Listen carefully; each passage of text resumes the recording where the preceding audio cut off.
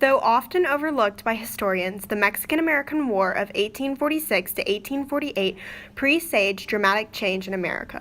The conflict emerged out of America's expansionist past and sped the nation on its way to the Civil War. In order to understand the Mexican-American War, everyone has to understand the important people who played a major role during this war.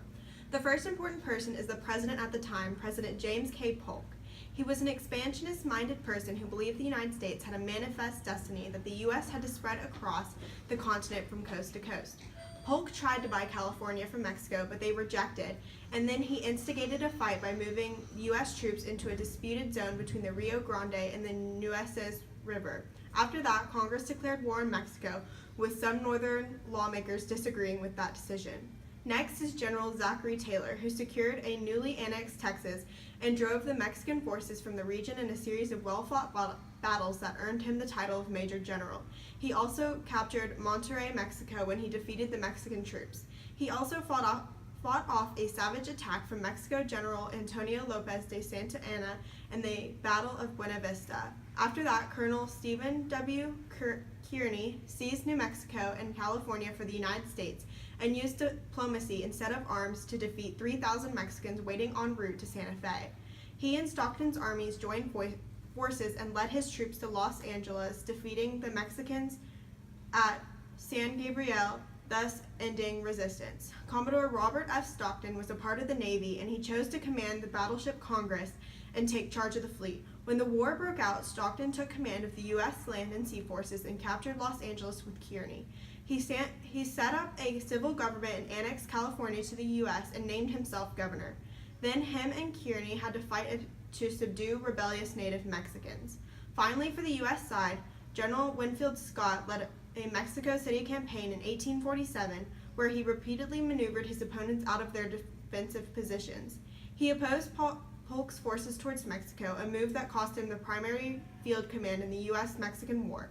Scott proposed a bold plan to land an army at Veracruz and to march overland to capture Mexico City. One of the main generals for Mexico was General Antonio Lopez de Santa Anna.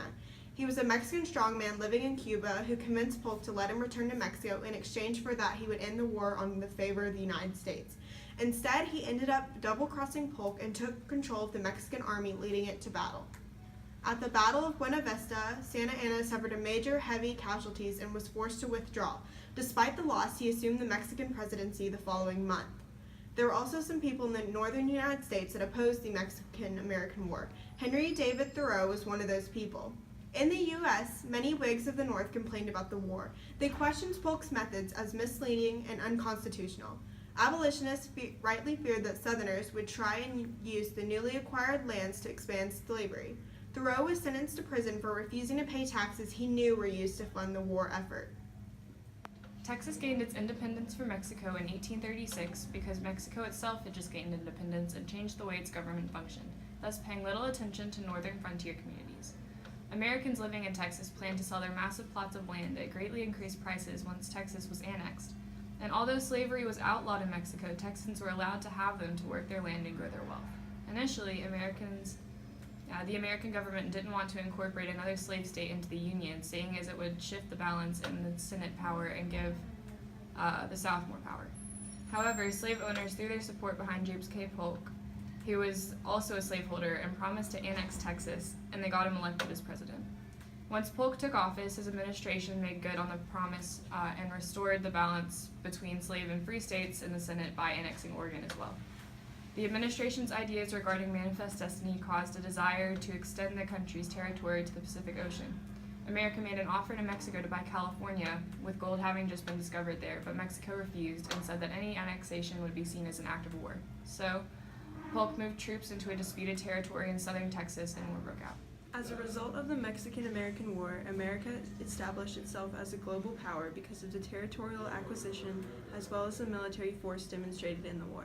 The U.S. obtained Texas and California, including parts of New Mexico, Arizona, Colorado, Oklahoma, Kansas, and Wyoming, finally achieving the goal of reaching from the Atlantic to Pacific coast. This expansion allowed the development of the Transcontinental Railroad and as well as gold and silver mines for financial growth. The war had positive effects on aspects of American economy and foreign diplomacy. but the loss of life and inner conflict in Washington only furthered the present tension between political parties. Future Civil War leaders like Robert E. Lee served in the Mexican-American War, establishing reputations, allies, and enemies that would reappear in the war in the future. Yet again, extending American borders would bring up the debate of how slave economics could continue in the new lands. The fact that the 36-30 line split California didn't help. The balance of slave and free states was upset once again, fueling the fire of conflict between abolitionists, plantation owners, and everyone in between. The Mexican-American War garnered a national response, and the opinions concerning civil rights in the new territories for immigrants was yet another topic for debate. All in all, the conflicting national reactions to the war did nothing to calm the tensions caused by sectionalism, which could only lead to another domestic dispute. While the Mexican-American War proved to be extremely beneficial for America in that the manifest destiny was accomplished and we accumulated an immense size of land, the war had extremely harmful lasting effects on Mexico. From the war, Mexico's national government took a severe blow. The war destroyed and upset political careers and caused chaos in the government, with 7 presidents and 10 different ministers of foreign relations during the 2 years of war being in office. The political instability eventually led to another civil war.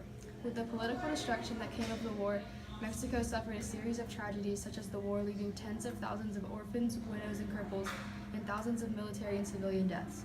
In addition, the massive conscription of peasants caused a steep decline in the agricultural and mineral production, and artillery shelling and small arms gunfire caused extensive destruction to buildings in numerous cities. Mexico also took a huge blow to their economy from the Mexican-American War. The naval blockade and movement of thousands of troops across the land severely affected the economy, disrupting internal and external trade, as well as damaging port facilities and roads. Discrimination was also a huge effect of residents, known as the Tejanos, who were the inhabitants of Texas that were culturally descended from the original Spanish-speaking settlers of Texas and northern Mexico. These people were viewed as enemies, and after the war, they were discriminated against and lost their property and homes. Possibly the most lasting effect on Mexico from the war was psychological.